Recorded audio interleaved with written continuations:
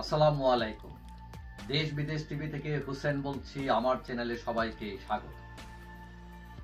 এখন যারা ইউনুসপন্থী লোক আছেন তাদেরকে যদি আপনি জিজ্ঞেস করেন যে দেশের কি অবস্থা, সে বলবে না খুবই ভালো। আবার আওয়ামী লীগ বা আওয়ামী লীগ পন্থী বা আওয়ামী লীগ সাপোর্টারদের জিজ্ঞেস করবেন, সে বলবে এটা একটা নরক। তো এখন আপনি আসল তথ্য ডাটা কোথায় পাবেন? আপনি যদি গ্রামের মানুষ, কারণ আমাদের দেশের মোটামুটি 80% লোক রাজনীতির সাথে সরাসরি সম্পৃক্ত নন, তো তাদেরকে যদি জিজ্ঞেস করেন, আমি মাঝে মধ্যে ফোনে গ্রামে বা বিভিন্ন জায়গায় মানুষের সাথে কথা বলি, এবং তাতে যারা রাজনীতি করেন এদের সাথে কথা বললে যে তখন বুঝি তারা একটা আনসার দেন। বেশিরভাগ মানুষ সেটা হলো কি হইতেছে জানি না, বুঝতেছে না, অনিশ্চিত একটা ব্যাপার। এখন এটি হচ্ছে আসল কথা। ইভেন কি যারা রাজনীতির সাথে সম্পৃক্ত তারাও জানেন না যে দেশ কোন দিকে যাচ্ছে, কি হতে যাচ্ছে।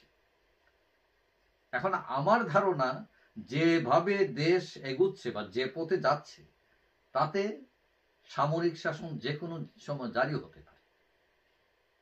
এখন স্বাধীনতার 54 বছরের মধ্যে 18 বছরই কেটেছে আমাদের প্রত্যক্ষ সামরিক শাসন ও সেনা শাসনের প্রভাবে।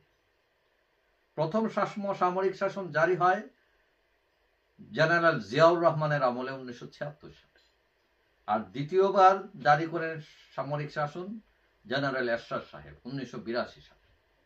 এখন 5 আগস্ট 2024 সেনাবাহিনী চাইলে ক্ষমতা নিতে পারত, কিন্তু জেনারেল ওয়াকার ওইদিকে কোনো আগ্রহ দেখান নাই। এখন তার ক্যালকুলেশন সেটা তিনি বুঝবেন, আমরা না, বোঝার দরকার নেই এটা। এখন 9 মাস হলো ডক্টর ইউনূস সাহেব ক্ষমতায় আছেন এবং তিনি অনেকটা পরোক্ষভাবে সেনা সহায়তাই আছেন, কিন্তু দেশ কেমন চলছে কথা হলো এটা। এখন ইউনূসের শাসন, সেখানে কিছু কিছু সাফল্য যে নেই এমন না, কিন্তু বিরাট সমস্যা হচ্ছে আইন শৃঙ্খলা পরিস্থিতির খারাপ অবস্থা। দেশে বিনিয়োগ বলতে নাই, বেকারত্ব বাড়ছে, রাজনৈতিক অস্থিতিশীলতা বাড়ছে, এবং সবচেয়ে বড় কথা হচ্ছে মানুষ উৎকণ্ঠার মধ্যে আছে। কি হতে যাচ্ছে, একটা আনসার্টেন ফিউচার। এখন সরকারের দুইটা মূল টার্গেট ছিল, একটা হলো সংস্কার আর একটা হচ্ছে নির্বাচন।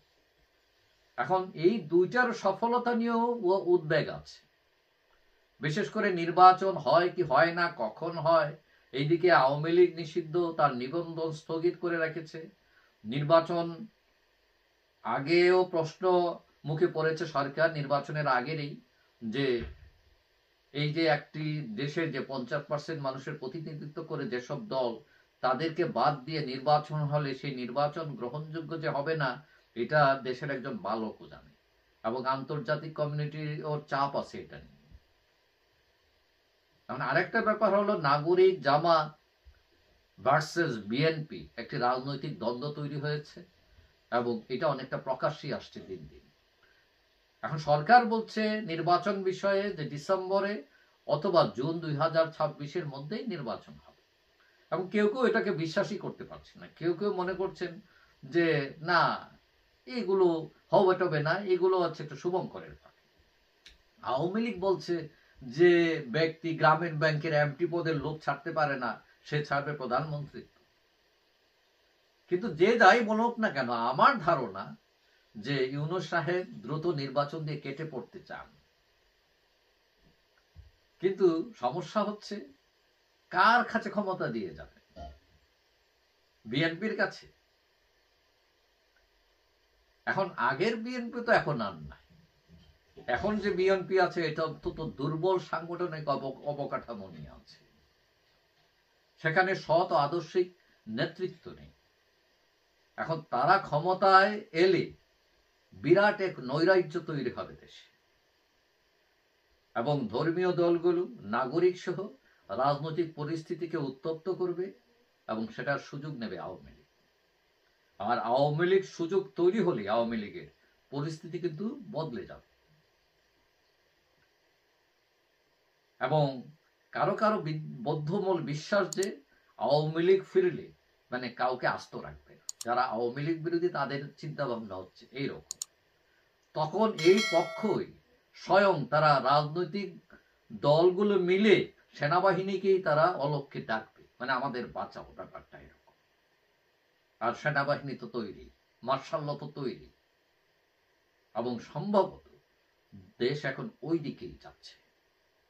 এবং ওই দিকে গেলে আমাদের দেশের জন্য, রাজনীতির জন্য ভালো না মন্দ, সেটা যদি আমরা অতীতের ইতিহাস বিশ্লেষণ করি তাহলে সেটা দেখতে পারব।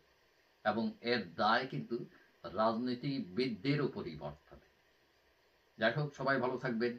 আশা করি দেখা হবে অন্য কোনো ভিডিওতে ইনশাআল্লাহ। আল্লাহ।